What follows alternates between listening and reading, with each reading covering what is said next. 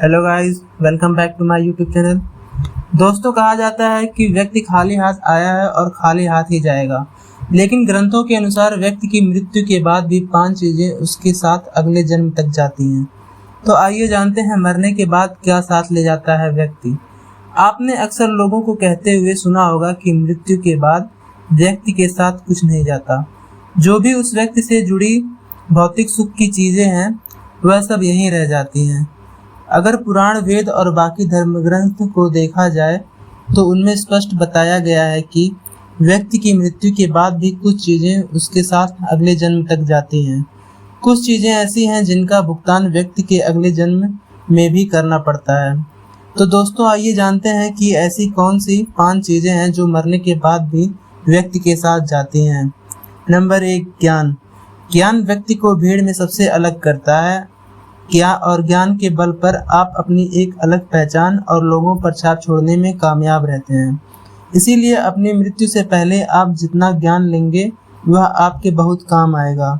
दरअसल ऐसी मान्यता है कि जीवित रहते हुए व्यक्ति जो गुण सीख लेता है वह उसके साथ मृत्यु के बाद भी जाते हैं। इसीलिए अपना समय खुद को अच्छा ज्ञान और गुण सीखने में व्यस्त करें। श्री गीता में भी लिखा है कि ज्ञान और दान कभी नष्ट नहीं होता है। नंबर 2, मृत्यु के बाद भी साथ जाता है कर्ज। धार्मिक ग्रंथों में बताया गया है कि कर्ज कभी भी व्यक्ति का पीछा नहीं छोड़ता। अगर किसी व्यक्ति ने आपका भला किया है तो उसका ये ऋण जैसे ही मौका मिले उतार देना चाहिए। अगर आप किसी को ऋण नहीं उतारते हैं तो उसे जन्म जन्मांतर तक चुकाना पड़ता है। वह कर्ज उतारना ही पड़ता है।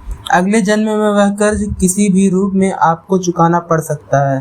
साथ ही अगर आपने किसी को कर्ज दिया है और उस व्यक्ति की मृत्यु कर्ज चुकाने से पहले ही हो जाती है तो आपको भी बार बार जन्म लेना पड़ सकता है। इसीलिए ऐसे व्यक्ति को उसकी मृत्यु के साथ ही माफ कर देना आपके लिए उचित रहेगा।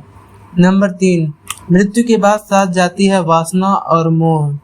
ग्रंथों के अनुसार अगर किसी चीज को पाने की चाहत रखते हैं और वह चीज व्यक्ति को न मिले तो मृत्यु के बाद भी उस चीज की वासना उसका पीछा नहीं छोड़ती। सांसारिक सुखों की चाहत रखना ही वासना है। वासना को लेकर विष्णु पुराण में एक कथा भी मौजूद है। राजा भरत को अपने हिरण के बच्चे से बहुत प्यार था।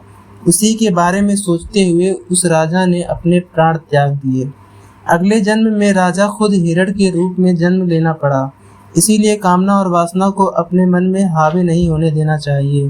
साथ ही किसी भी चीज को लेकर अधिक मोह माया नहीं होनी चाहिए।